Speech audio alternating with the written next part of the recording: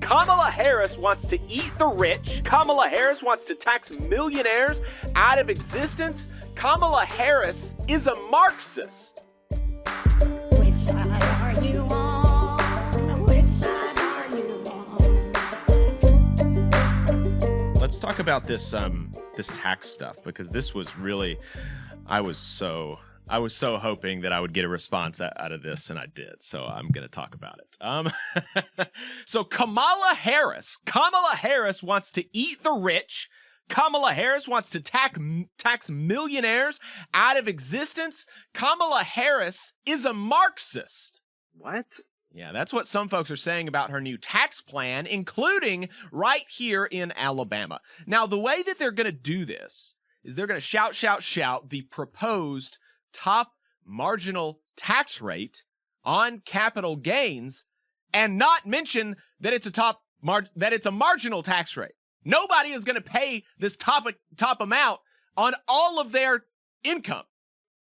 So they'll tell you the higher proposed marginal tax rate, and then they will mention that a lot of normal folks own stocks in your retirement accounts, for instance, to try to make you think that you as a normal person are going to have to pay this top rate on all of your retirement income.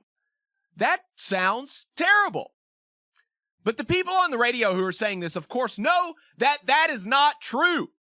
They know that's not true. But some of you out there that are listening might not know that that's not true, because you just get your news, like from the radio or something like that. And that's, that's not necessarily objectionable. That's fine. We get our news from various sources. But, I'm here on the radio too, so I wanted to kind of issue a correction to some stuff that I've been hearing.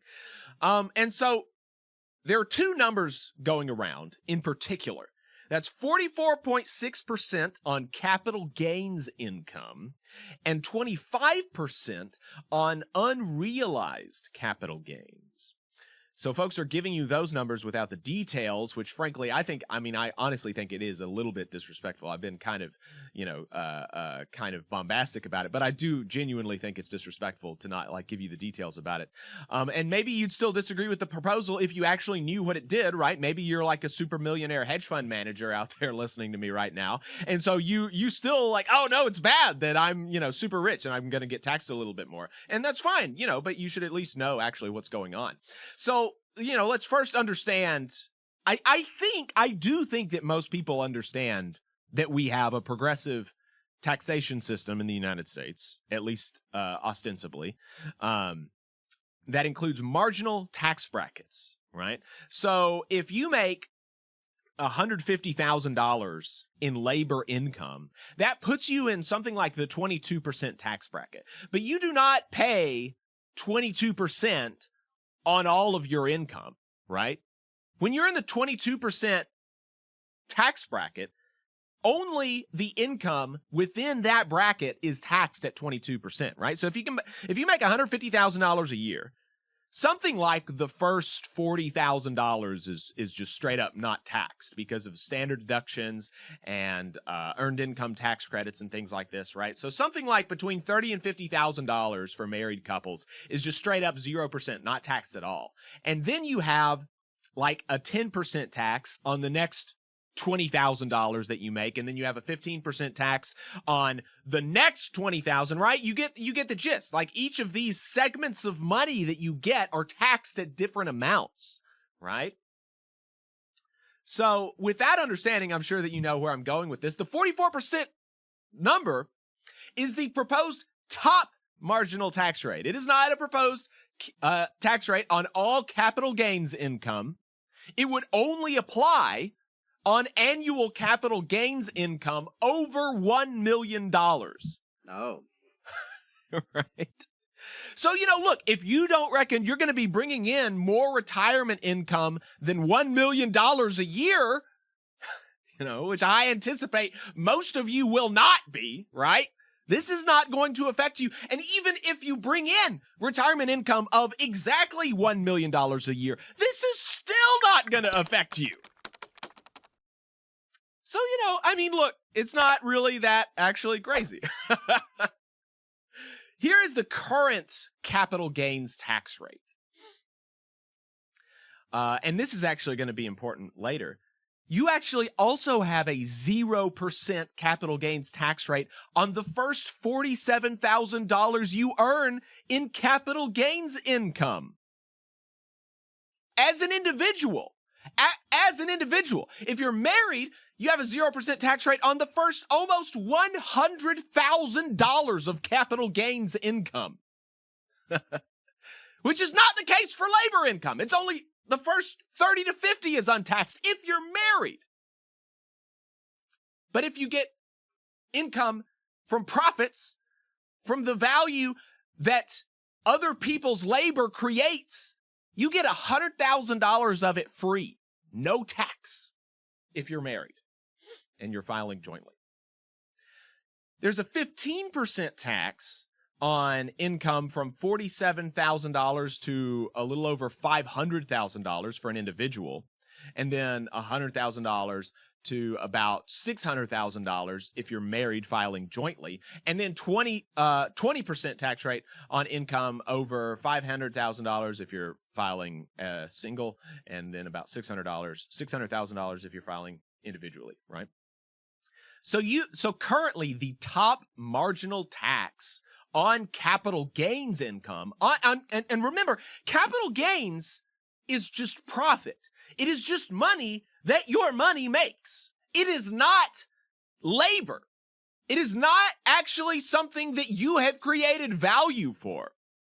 It's something that you are just getting because you have money. Which, I mean, that's like kind of bizarre. That the top tax rate, the most you could ever potentially spend in tax on any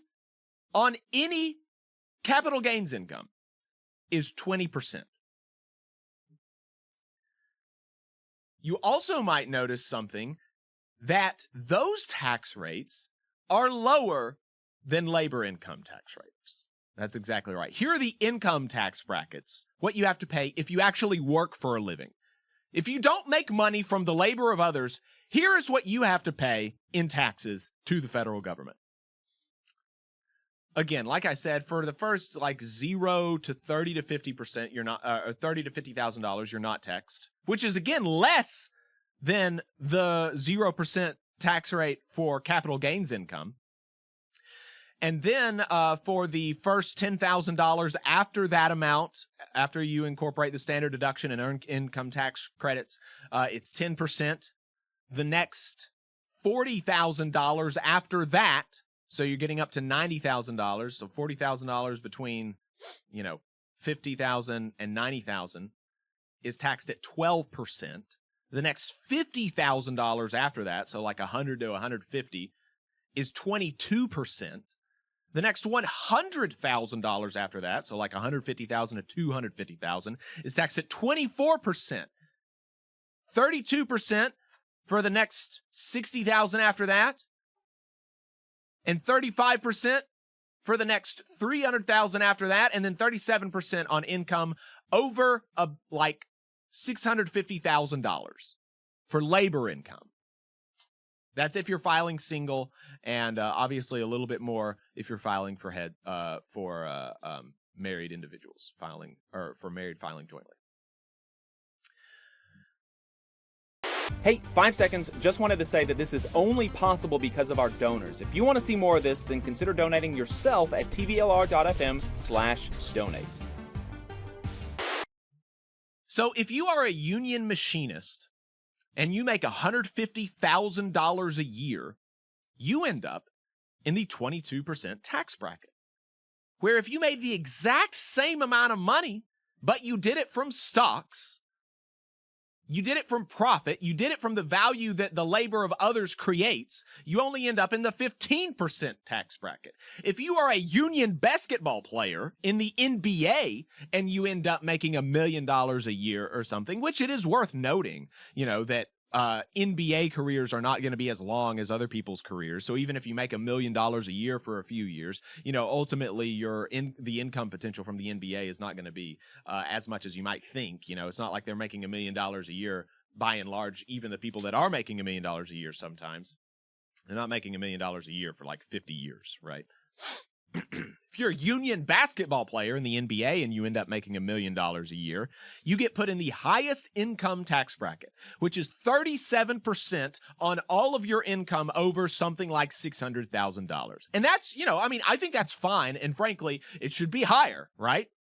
But if you get $1 million from stocks, you never pay more than 20% for any of your income.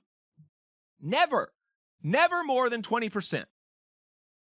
Which I think is BS.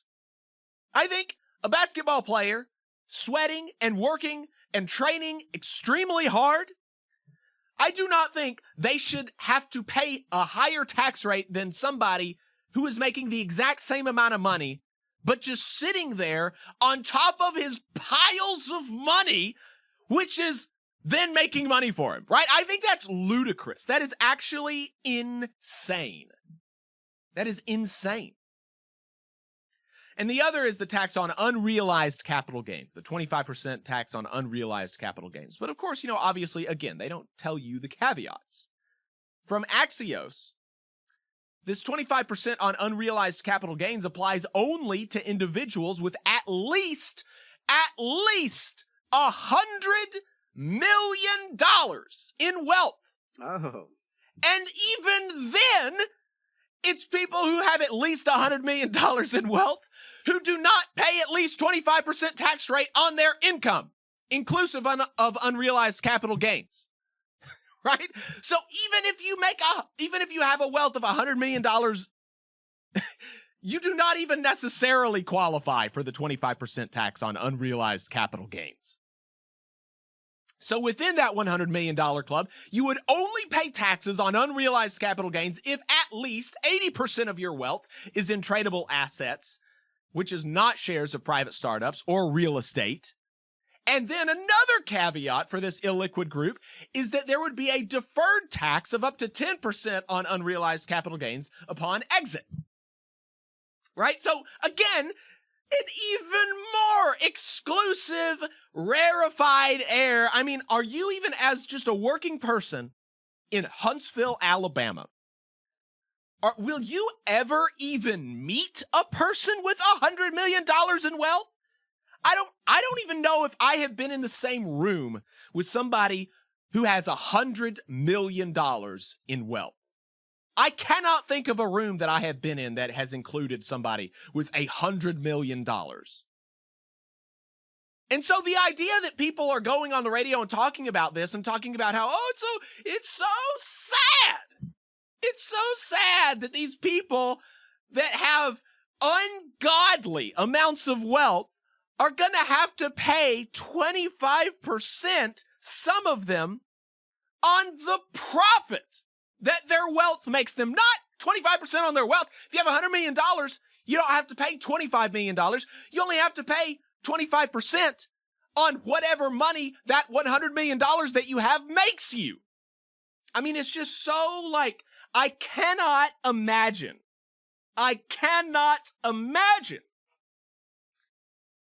caring about this. It's so bizarre to me. And then why do this, right? Why do this? Because the argument about the unrealized capital gains is that, look, they haven't realized their capital gains. If I have, $1 million in stocks and the value of those stocks increases to $2 million, it's not like it's in the bank, right? I have not used it. I have not realized the income from my capital gains. And the reason that you should tax unrealized capital gains in the top kind of stratosphere of this stuff is because when a billionaire's wealth or a multi-hundred millionaire's wealth goes up by a large amount of money, it is still income, even if it's not cash in a bank account. And that's what the White House argues for this policy. And it's obviously true. What they do is they borrow against their asset and use those loans as disposable income. And they get those loans for lower interest rates than other people and all of this kind of stuff. So they are able to leverage the unrealized capital gains for income. That is an income stream that is untaxed, that you and I do not get, that the ultra wealthy do. And so, yes, when you have an income stream even if it's not cash in your bank account or it's not coming in the same way that it does for normal people, you should be taxed on it, right? You should not just get a freebie because you figured out a loophole. Why should you? Why should you? So there you go, right? Now, look, now you actually know what's going on with these tax plans that are being proposed by Kamala Harris, the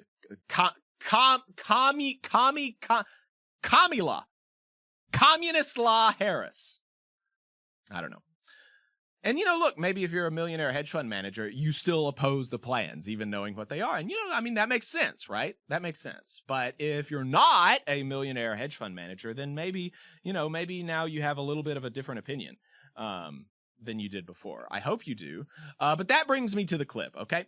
So one of the folks that are doing these things that I've been describing is a local radio host, Michael Yaffe. And the other day, he tweeted on the tweeter asking, quote, why do Democrats really push to dramatically raise capital gains taxes? Okay, and I think I've laid out the case pretty well for why you should do that. And so I answered him on Twitter.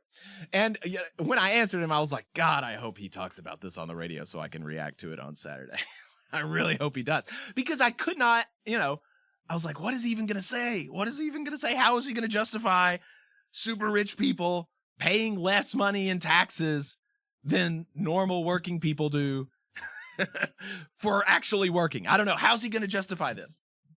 How's he going to justify it? So by God, he did. He did respond to it. He did talk about it on the radio. And so let's take a listen to how he responds to my answer for why I, at least, look, I can't speak for Democrats, but I want to dramatically raise capital gains taxes, even though, I'm not like a Democrat whisperer or whatever. But let's listen to this. It's fantastic. To what some other people were saying. Gosh, people are so dumb. Jacob Morrison of the Valley Labor Report responded to this as well. I did. Said this. Let me see. As a worker, someone who makes his living from my labor rather than the labor of others. That's right. I reckon folks who make their money from the labor of others should have to at least pay as much taxes on their earnings as folks who work for a living. That's right. Guess that makes me a communist. IDK. Yep. It all sounds good so far. Does he know that the bottom 50% of wealth earners in this country basically pay zero federal income taxes? Pause it! Does Yaffe not know that the first 50,000, that you get more money for free for no income tax on capital gains if it's not labor income? Remember, I just told you, if you're married filing jointly, right? The standard deductions and the earned income tax credits and all of this, it's like $30,000 to $50,000. I don't know. I'm not like a tax expert, okay? I don't know exactly what it is, but it's like the first $30,000 to $50,000 of income if you're married filing jointly is untaxed, right? It's untaxed. If you're married filing jointly, the first $100,000 in capital gains is untaxed. Double the amount of money if you make it from the labor of others, from work that other people do. If you collect profits, if you collect rents, the first $100,000 of that is tax-free. Double the amount of tax-free income that you get if you work for it.